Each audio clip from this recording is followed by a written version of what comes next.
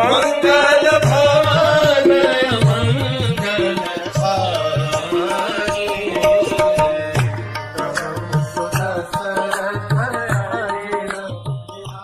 हरे कृष्ण।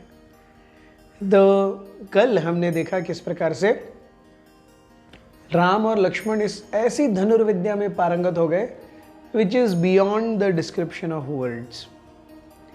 लेकिन राम और लक्ष्मण दोनों का जो बचपन है, very interestingly it comes in only 10 verses of Ramayan. पूरा बालकांड या पूरा बचपन भगवान राम का 10 श्लोकों में ही वर्णित है।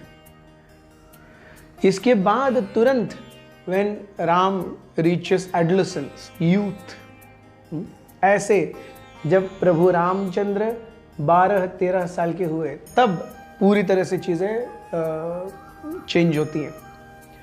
हम देखते हैं it is so much opposite to Bhagavat.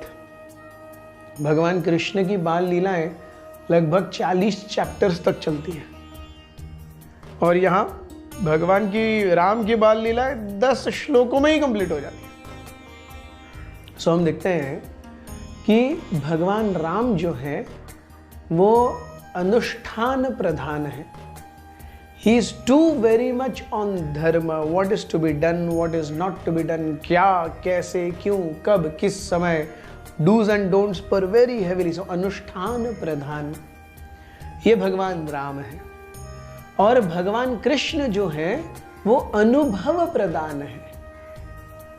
उनके भक्त जिस प्रकार का अनुभव उनसे चाहते हैं भगवान उन्हें वो प्रदान करते हैं। जैसे हम देखते हैं गोपियां ये पिछले जन्म में ऋषि मुनि थे जो दंडकारण्य में प्रभु रामचंद्र के पास गए, कहे हमें आपकी तरफ देख करके आपके प्रति कामुक भाव आ रहे हैं। अब ये ऋषि मुनि है, वो भी त्रेतायुग के, सभी पुरुष हैं और दंडकारण्य में तपस्या से जीर्ण हो चुके हैं।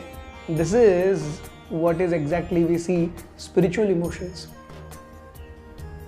इन्हें कोई मटीरियल लस्ट नहीं है कि जो भगवान राम के शरीर का उपभोग करना चाहते हैं, ये स्पिरिचुअल इमोशन है।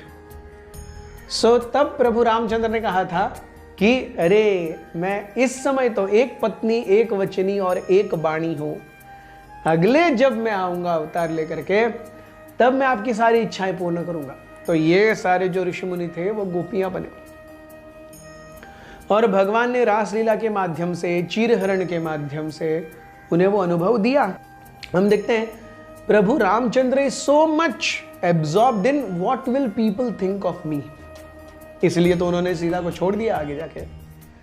But Krishna doesn't bother about all this. जिसको जो सोचना है सोचो, वो तुम्हारा प्रॉब्लम है, वो मेरा प्रॉब्लम नहीं है। मेरा कार्य है अनुभव प्रदान करना। सो मेरे भक्त हैं, मुझसे एक प्रकार का अनुभव चाहते हैं, वो मैं उन्हें देख के ही रहूंगा। It doesn't matter what you think and what you don't think, that's up to you. Whereas Lord Ram is अनुष्ठान प्रधान। Yes, अनुभव से ज्यादा वो अनुष्ठान पर डूज एंड डोंट्स, क्या करना चाहिए, कैसे करना चाहिए, इसके ऊपर वो ज्यादा ध्यान देते हैं। So Dasharath Maharaj is enjoying their growing up. जैसे एक पेंटर काले या सफेद कैनवस पे एक एक एक एक रंग छटा मारता है और बाकी किसी को पता नहीं चलता क्या हो रहा है, लेकिन उसे बराबर पता है फाइनल फिनिश क्या चाहिए। और एक एक एक एक एक एक रंग, एक एक एक एक मिक्सिंग, एक एक चीज उस पेंटिंग की, he is enjoying it. Similarly Dasharath is enjoying the growing up of his 4 sons. जब भगवान राम 12-13 साल के हुए तब दशरथ महाराज के मन में प्रश्न उठा कि उनके अब विवाह करना चाहिए। जैसे ही उनका विवाह करने की बात हुई वैसे ही दशरथ महाराज ने अपने सारी मंत्रिमंडल को एक साथ बुला लिया, अष्टप्रधान, वशिष्ठ मुनि और वामदेव। सो हम देखते हैं इनके साथ में दशरथ महाराज बैठक कर ही रहे थे कि एक सैनिक हड़बड़ाते हुए, पूरा चीखते हुए, पसीने से लथपथ राज दरबार में आया।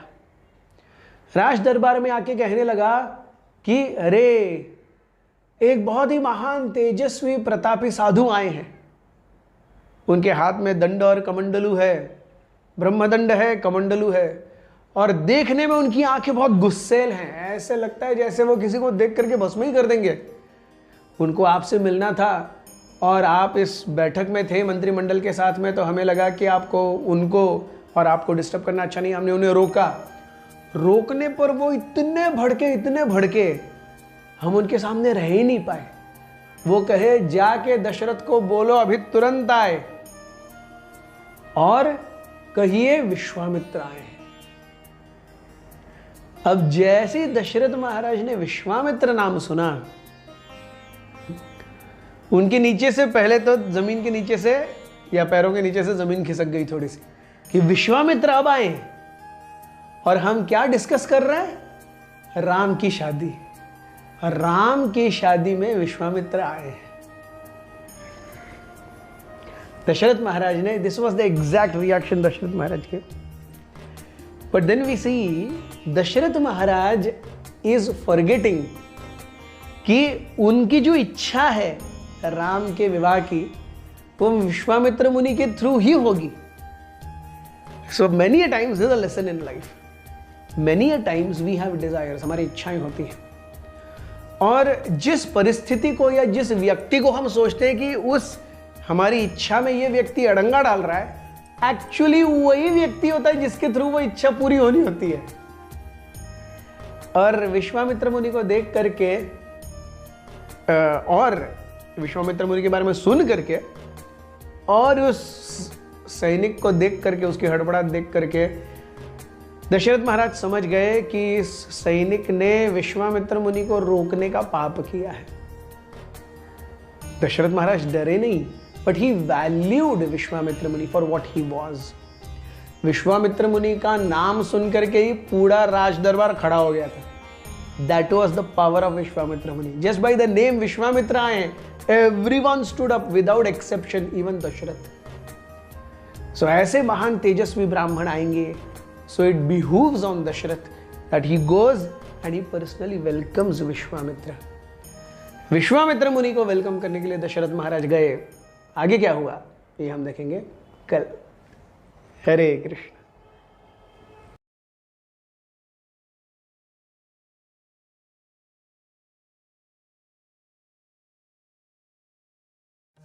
मंगल भवन